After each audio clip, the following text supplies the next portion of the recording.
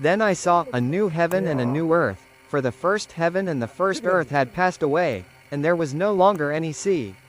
I saw the holy city, the new Jerusalem, coming down out of heaven from God, prepared as a bride beautifully dressed for her husband.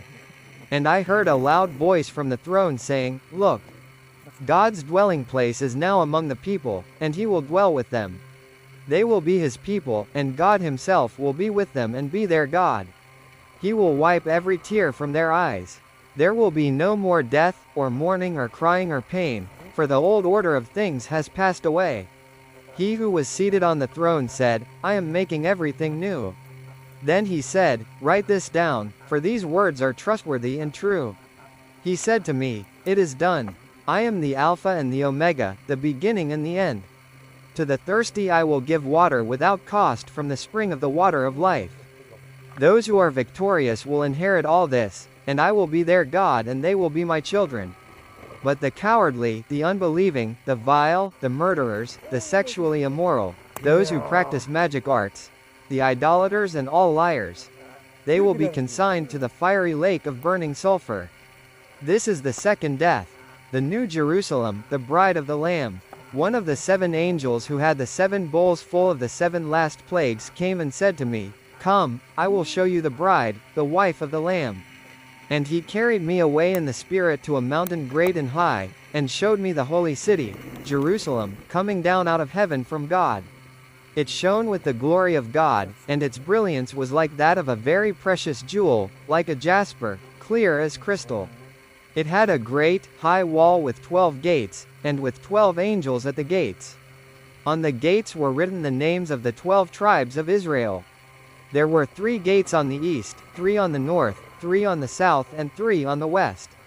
The wall of the city had 12 foundations, and on them were the names of the 12 apostles of the Lamb.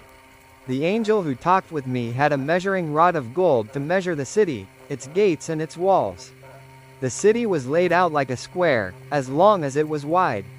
He measured the city with the rod and found it to be 12,000 stadia in length, and as wide and high as it is long. The angel measured the wall using human measurement, and it was 144 cubits thick. The wall was made of jasper, and the city of pure gold, as pure as glass.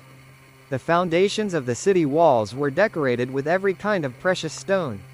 The first foundation was jasper, the second sapphire, the third agate, the fourth emerald, the fifth onyx, the sixth ruby, the seventh chrysolite, the eighth beryl, the ninth topaz, the 10th turquoise, the 11th jacinth, and the 12th amethyst.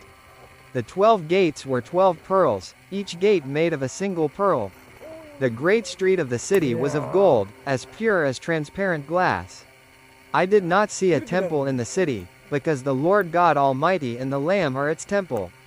The city does not need the sun or the moon to shine on it, for the glory of God gives it light, and the Lamb is its lamp. The nations will walk by its light, and the kings of the earth will bring their splendor into it.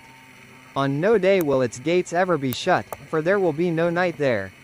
The glory and honor of the nations will be brought into it. Nothing impure will ever enter it, nor will anyone who does what is shameful or deceitful, but only those whose names are written in the Lamb's book of life.